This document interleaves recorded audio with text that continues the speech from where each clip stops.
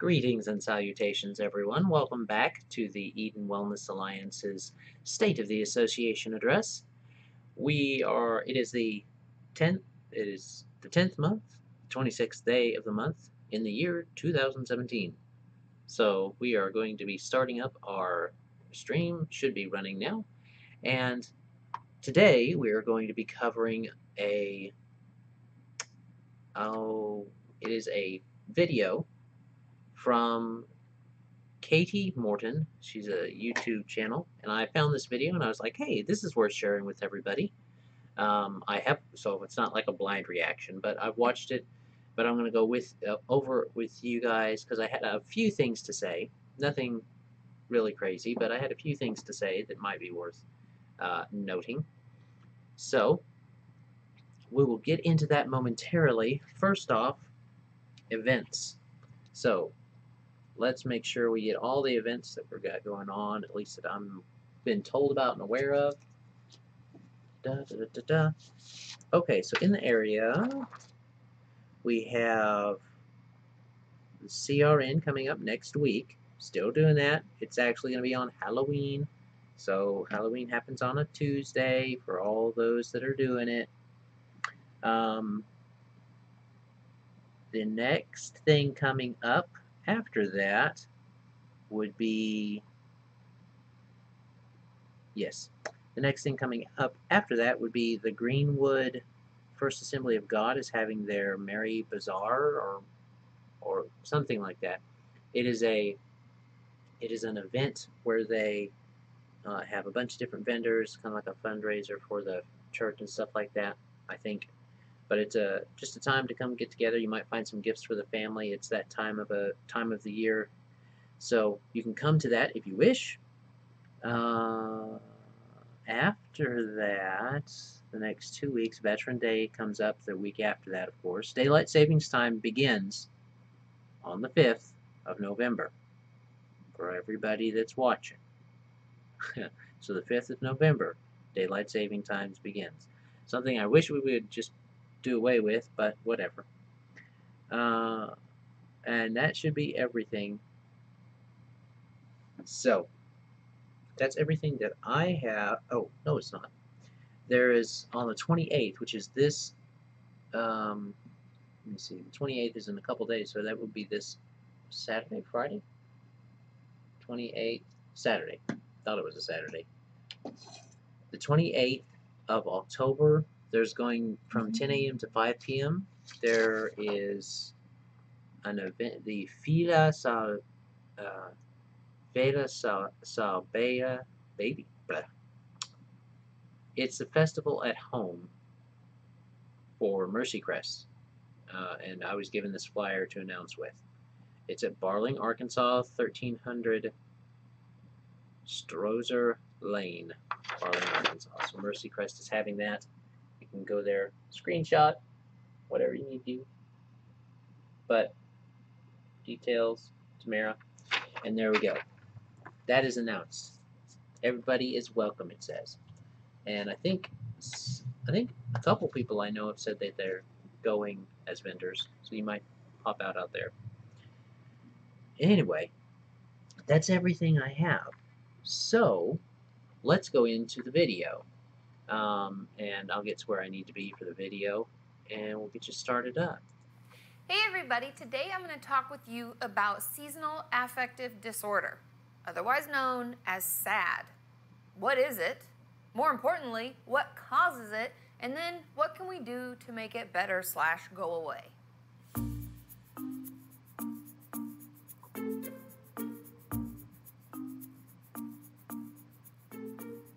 So like I said, today I'm going to talk with you about SAD, and I'm just going to call it SAD from now on, which whoever figured out that seasonal affective disorder short was SAD is like, this was so easy. Because what seasonal affective disorder is, it's kind of what it sounds like, but it is when we have depressive symptoms only at a certain time of year. Now, the way that SAD works is when the seasons change, our mood tends to change. And so for most people, this happens in the winter months. It'll start kind of in fall, mid-fall, and it'll go all the way through until spring. So really, that depending on where you live, that can be a really long period of time. Now, I have a few notes, but the way that SAD is different from major depression. Now, if you remember, major depression has symptoms like anhedonia, where you don't really enjoy activities like you used to. You could have a worse appetite or a greater appetite. Your sleep could be disturbed. There can be a lot of things like that that go on. Now, the difference between depression and SAD is that SAD has mainly oversleeping. So depression has over or undersleeping. Some people have insomnia. Some people sleep too much. Now, with SAD, they say that the majority of people struggle with oversleeping, irritability, low energy, weight gain, appetite changes, which I'm assuming attribute to the weight gain, and feeling hypersensitive to rejection. Now you can Okay, I just want to touch in on this because, and I'll touch in right at the end more in detail on this part. But just look at those symptoms for a second. And this is something that kind of bothers me, and something that she does touch on later. That those are really general symptoms. So oversleeping, irritability. How subjective is irritability as a symptom? That's incredibly subjective. Now, you can objectively see that someone is irritable. You can. But how are they going to see that they're irritable? If they're just saying, "I'm just a little cranky." Well, what point becomes irritability? Low energy. Okay, these are really general. This isn't a knock against her. This is just me kind of having an issue with the way society and psychology kind of define things, so or characterize things and get those diagnoses out there. So I'll touch on that later. see how that is a little bit different than depression. And this is because SAD is actually a subtype under major depressive disorder. If we're talking DSM and how they diagnose, you have depression symptoms, however, they only occur seasonally, and the way that it presents itself is a little bit different. So more importantly, what causes SAD? Now, just like any mental disorder, the known cause, we can't say that we know a cause. Everything in mental illness is theorized, and they have these theories and causes based on research as well as studies that they've done, and they kind of put all that data together and figure out that they've realized that there are 3 factors that have created SAD in a lot of people. And the 3 most common factors that we find are circadian rhythms. Now, circadian rhythms are what keeps us kind of in our sleep-wake jive. We wake up at certain times and we get tired at certain times. You know, like around 10:30, I'm always like, oh, it's time for bed. And then if I don't set my alarm, I wake up around 8, 8:30, sometimes 9, just depending on how much sleep I need. But our body has a rhythm. And because they say, because SAD is mostly experienced in the fall and winter months, it is due to the fact that we don't get enough sunlight. It's dark often when we drive to work sometimes. We stay indoors all day, and then it's dark when we drive home. We don't actually get any natural light for much of our day, and that can throw our circadian rhythm off. Now, the second that they've attributed SAD to is serotonin levels.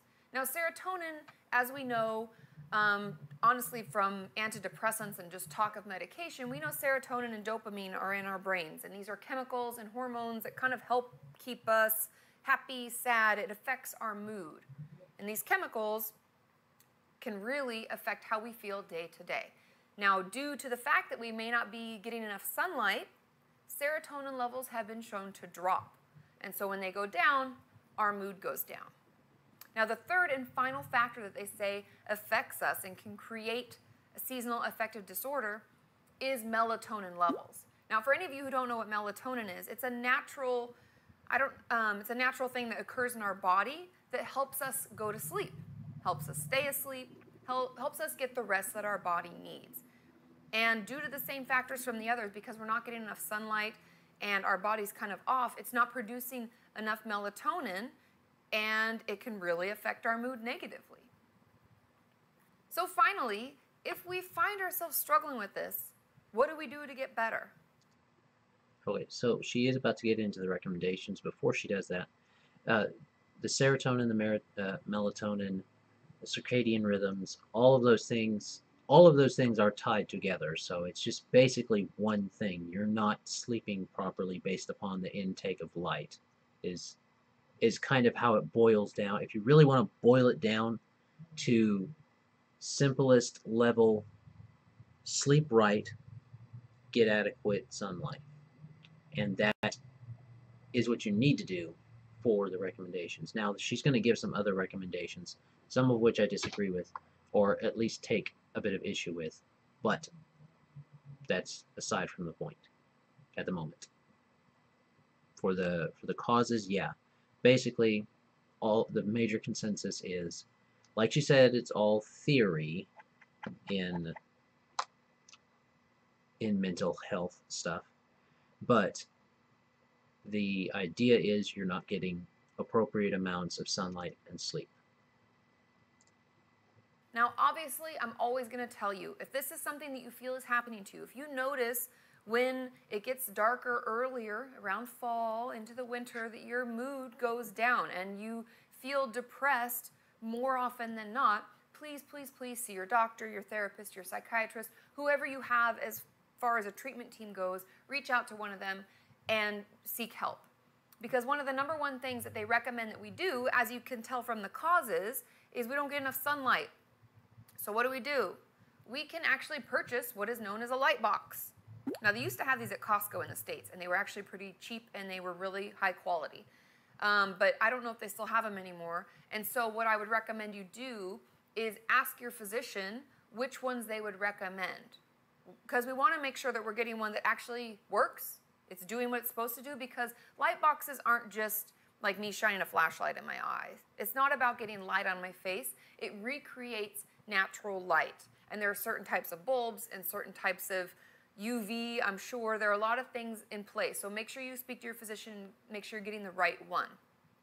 Now, the second thing is medication. And many psychiatrists and doctors will prescribe antidepressants.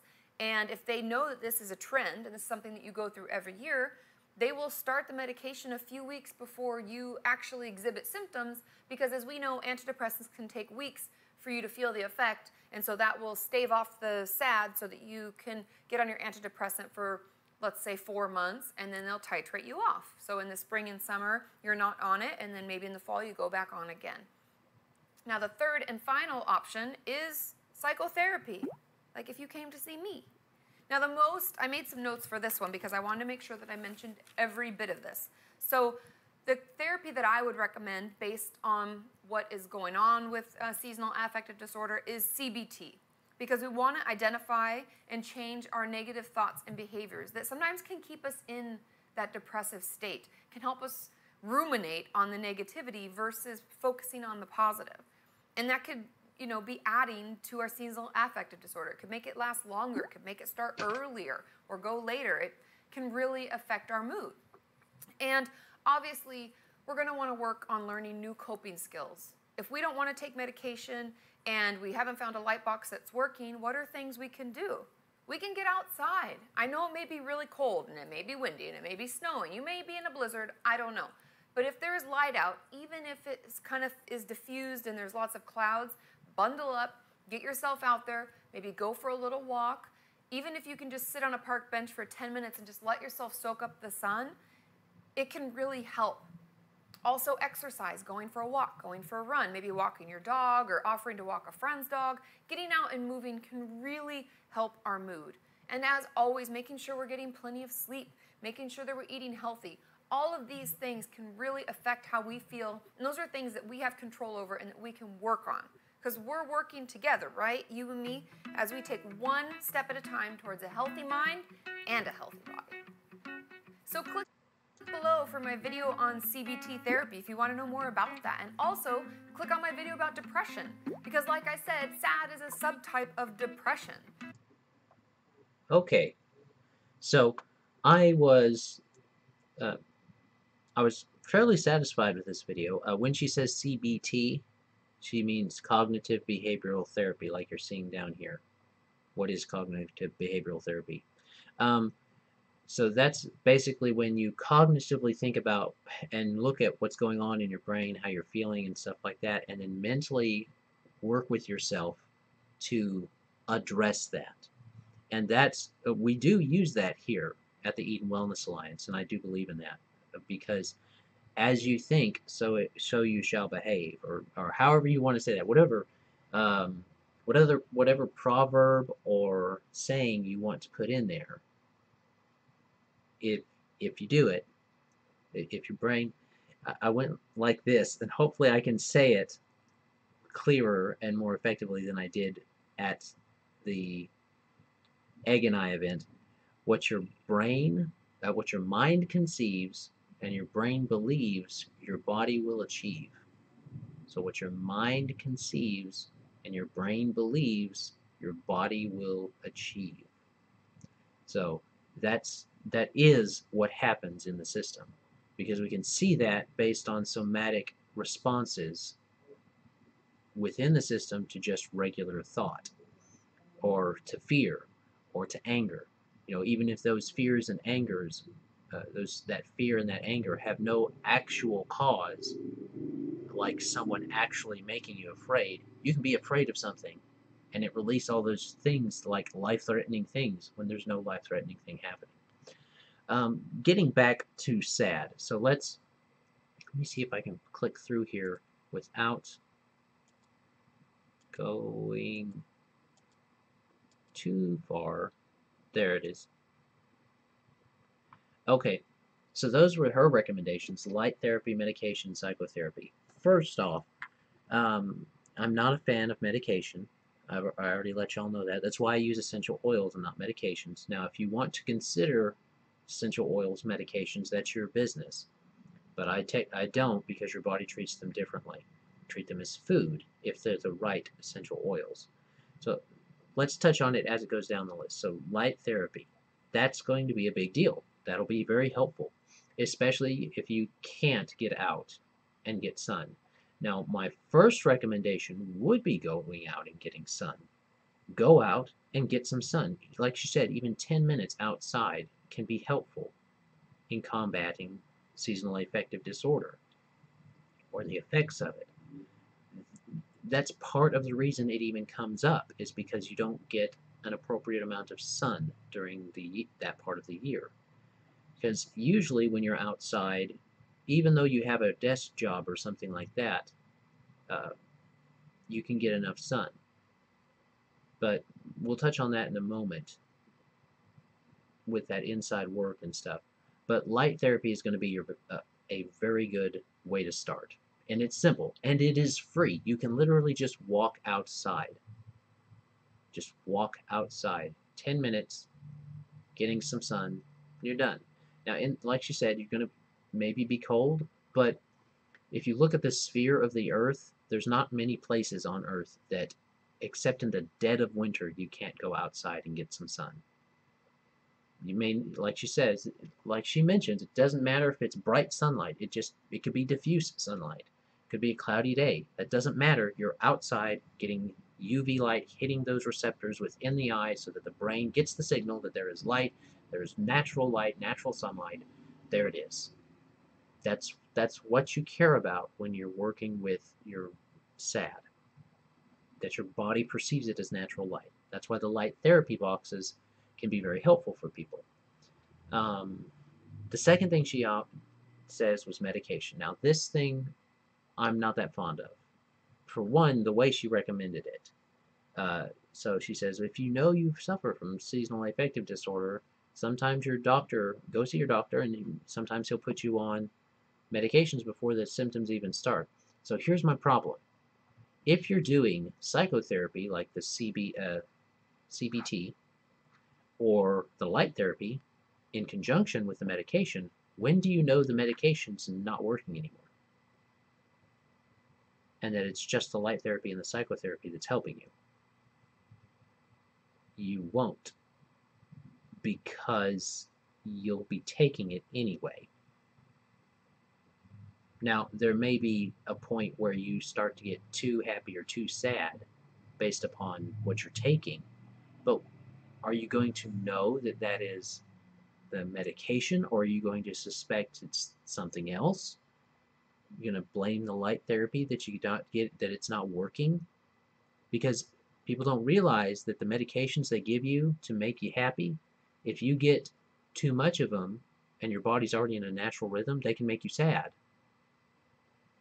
So the situation arises if you're starting to take the medication before you need it, like you're just anticipating to have this sad problem in the winter, fall and winter time. When are you going to know you don't need it anymore, or that you might not need it in the first place until you've tried these other things? So medication is not going to be my first, second, third, whatever portion. Now, that is different when we get to the oils, because the body just won't necessarily use the oils or need the oils, or they'll start to smell differently to you where you don't want them. And aromatherapy is great for affecting mood. Aromatherapy is the fastest way to affect your mood with the essential oils, just by smelling them and diffusing them. And then if you're wanting to work on brain chemistry, that's when you start thinking about, well, do I need to do some topical application or take them internally type situation. And that's where you're going to find more benefit. Essential oils that with blends that are joyful or elevating, those are going to be great blends to keep sad, to address sad. The psychotherapy one is one that I would say is going to be more important than even the medication, the essential oils, or the light therapy. Because the psychotherapy, you are getting what's happening. Now, the light therapy is going to be very much second to psychotherapy, but the psychotherapy I think should actually happen first, simply because if you know that this is happening, and you do psychotherapy to help, like conscious behavioral therapy, or you use best or different things like that to help your brain get back into balance, you may never have to worry about the sad coming up in your life again, because you've learned how to control it. You can literally control the hormones you release. You can. You, with your mind, can control what your brain releases to your body in the character of hormones. You can do that. People do it all the time.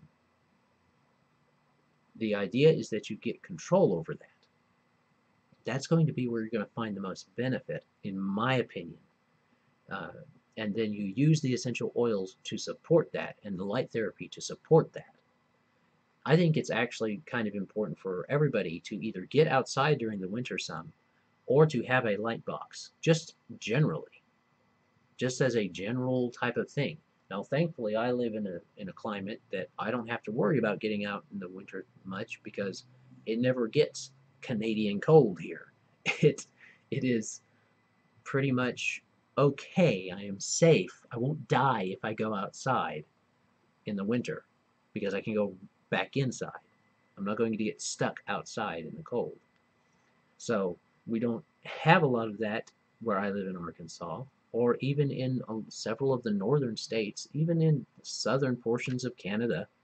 So there's not a lot of reason that you either won't get enough light, or you just can't find enough light. Now, the Earth's curved, so as you get farther up there, you're going to have less light available to you, and that's when you're definitely going to want your light therapy. Because even if you get used to the cold, which you can, the light amounts are going to be lessened as you go farther onto that curve, and at the northern and southernmost and northernmost parts of that curve of the Earth. So places like Canada, not northern Canada, mid to northern Canada, even lower Canada can have decreased light levels. Um, Alaska, Russia, northern, and then Siberia area, that whole Siberia area. Those are going to be places that are going to suffer from that. certain portions of places like Sweden, the Netherlands, Greenland, those are going to be places that you would want to watch for that. You'd want to watch for those decreased levels and maybe get that light box for a light box therapy. And definitely support that up with the essential oils and the psychotherapy. So you can have that literal physical input to the system. Because a lot of the times that solves the problem, just getting that physical input. So that's kind of my touching on that. Now, we talk about SAD, and let me find the, where is it? There we go. There's the circadian rhythm, serotonin levels, and melatonin levels. Okay, they're going to affect that. However, those are affected by things we do in our daily getting abouts. And SAD, because of the way we use electronics now, is not going to solely be affected by the light and those things anymore. Because we spend so much time inside, if we don't get outside, or at least walk or do stuff, or get sun, just having windows open makes a difference. If you have the option to have windows open where you can get light in, do that. But look at these symptoms: oversleeping, irritability, low energy, weight gain, appetite changes, and hypersensitive to stuff, basically. That sounds a lot like someone who's not sleeping well and is spending far too much time in blue light, which is the light that your brain thinks. It comes from electronics, like the screens on them. They emit blue light, and that's why they're so bright. They emit the blue light. Thankfully now, electronics and things like that are coming with settings that can change. You can turn on and off, or set to come on at certain times. Like this one, I have set to come on when it gets after 5 o'clock, I think it is. I have it go to yellow light, or I have a yellow light filter on it, so that when it's on, it's not putting on blue light on my face, and I'm not seeing that, and it's not disrupting my circadian rhythm, which subsequently would disrupt my serotonin and melatonin levels. And it's made a difference in how much you're affected and how much you feel like you have to stay up or go to sleep. It lets the brain calm down when you don't have that blue light stimulating your brain during those late times when you're trying to unwind. So that can affect this oversleeping, irritability, low energy, weight gain, appetite loss, and hypersensitivity, especially because if you let someone who's still developing proper sleep patterns, like a younger individual, or like a child or a teenager, especially teenagers whose brains are still in that major portions of change, and that change can happen all the way to 25. Some people change a little later or a little earlier than that. Keep on going. And those changes that's when you're trying to develop your adult sleeping pattern. And having those electronics disrupt that can be very problematic for a person, especially down the road if they don't rectify that early with their sleeping patterns. So it's definitely something that I would say someone should watch for. If you're experiencing this and it's not in traditional seasonal affective disorder time, you may still be suffering from the effects of basically seasonal affective disorder. You're just having it all the time because you're not getting out enough and getting enough sun at the right times. Because what you're telling your brain when you're holding that phone or another screen is on in front of you that doesn't have that light filter change on it, what you're telling your brain is that the sun's still up. Even though it's 10:30 at night and you're looking at your phone and there's no sun up, you're telling it the sun's up, but you're not getting any kind of feedback to authenticate that from the way the light is hitting your skin and behaving. So it makes you stay up, and thus changes the way that all of this stuff is happening in your body. Oversleeping, irritability, low energy, weight gain, appetite changes, hypersensitivity. All those things, all those things can be changed that way, can be affected that way. So, um, that was my point on that. I hope that you have enjoyed getting my thoughts, comments, observations on this video. Hopefully, it was educational and effective, and you were able to get something out of it. If there are any questions, comments, observations, or things like that that you might have, you can always let us know in the comment section below, or by getting with us on any of these portions here: our phone, website, email, Facebook, YouTube, or Twitter. Any of those are okay to contact us at. Uh, Let me see. I think that's everything. So I will go ahead and say goodbye to everyone. This has been Adam L. Spain with the Eden Wellness Alliance. Health and wellness the way God intended. All natural, non-invasive approaches to your health, wealth, and relationships. Have a great day. God bless and enjoy. Bye.